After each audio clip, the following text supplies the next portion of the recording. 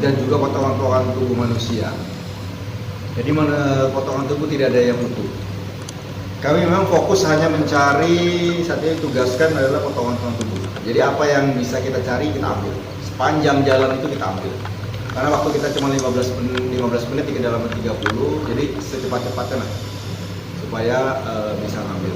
Nah, waktu saya ngambil beberapa potongan tubuh itu di bawah, itu udah bercampur semuanya. Begitu saya masukkan ke kantong, kemudian saya naik ke atas.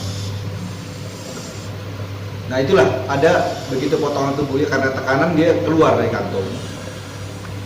Nah, baru terdengar suara-suara